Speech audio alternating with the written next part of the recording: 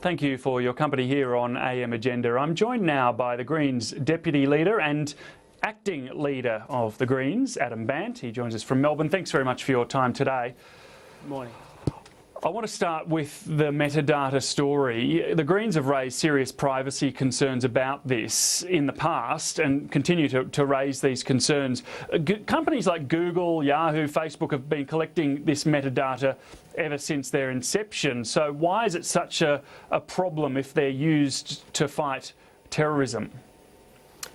Well, some of this data is being collected, but it's not all collated together in the one place and made available to the government so that at the press of a button they can form a digital picture of what everyone in the country is doing. I mean, let's make no mistake, this is nothing less than a proposal to turn everyone into the country into a suspect. There's a suggestion that somehow this doesn't drill down into the content of what you're doing online, but that just can't be sustained. I mean, what we know about metadata is, for example, if on the Monday you call your doctor, on the Wednesday you get an email from your pathology lab, on the Thursday you Google for nearby pharmacies, on the Friday you get onto Skype to talk to your family and close friends.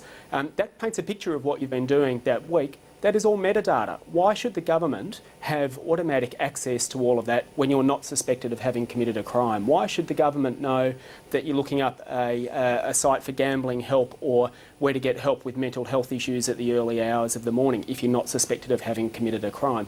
That is what we are talking about here. It is massive overreach, and unfortunately we've got a Prime Minister and an Attorney General who don't know what they're doing. We have George Brandis. George Brandis is a hopeless minister with a dangerous policy, and everyone in this country should be concerned about what the government is intending to do because it is massive overreach.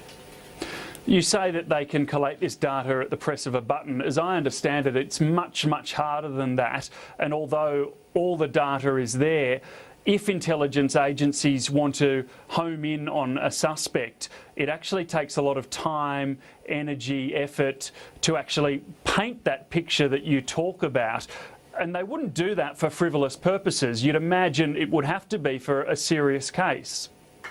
Well, at the moment, it's actually fiendishly easy for the government to access this information. They essentially need to fill out a form. They don't even need to get a warrant at the moment to get some of this. And there's been over 300,000 requests for this. So it's something the government is doing at the moment. I believe that it should be tighter. The government should have to go and get a warrant before accessing this, and you should have to be suspected of having committed a crime before you do it. But at the moment, they can access this data. What the government's proposal is to say now, rather than have to go through the trouble of searching for an individual and worrying whether an individual's committed a crime, let's get that data for everyone in the country. That is wrong. It's why the European Union has struck down some of these kind of proposals that have been taking place in Europe because it infringes illegitimately on people's privacy. The intelligence agencies have said this is crucial. David Irvine, for one, the head of ASIO, has said this is absolutely crucial, that they need this information there to do their job, and their job primarily is protecting Australian citizens. Well, people in the intelligence agencies have access to this information already if someone is suspected of having committed a crime, and that's really the test, and that's something that the Attorney General and the Prime Minister have not been able to explain. Why this needs to be extended beyond people who are suspected of having committed a crime to everyone in the country. You had the Prime Minister yesterday saying it's about the websites you visit and where you have been, so to speak. Now, that's your web browsing history. But don't we have to cast the net so wide so that if a suspect does emerge, we can then go back into their history and see perhaps who they're networking with, who else they're associating with, and shut down any risk before it actually becomes a reality, an attack on Australia?